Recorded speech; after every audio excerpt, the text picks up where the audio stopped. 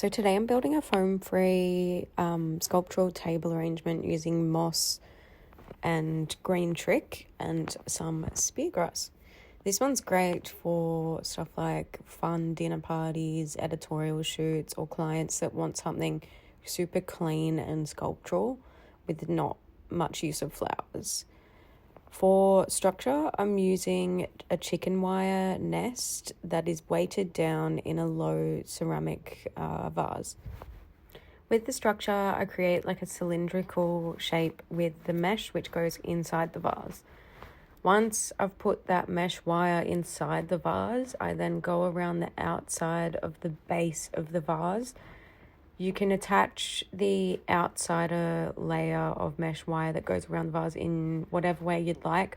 I use the mesh wire to just curl it over, and sort of just using the mesh wire, you bend it into the main piece that sits inside the vase, and that holds it. You can also tie it off or cable tie, whatever works for you.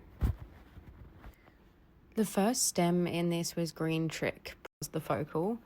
I let it cluster at the center, almost like it grew out of the top of the mound. It needed to feel like a part of the terrain and not an afterthought. So this is why I'm adding this first and working around it.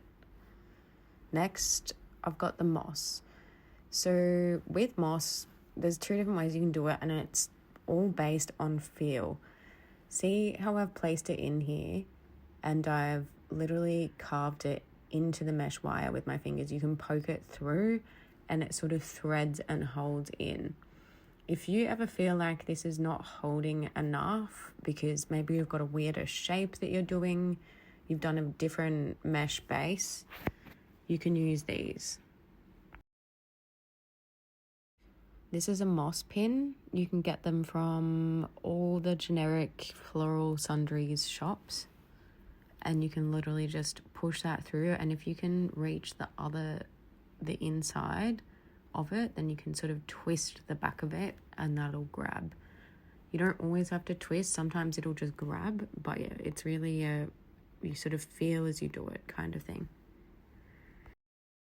The Green Tricks water source is inside the ceramic, so that's where you pushed all the Green Trick stems into.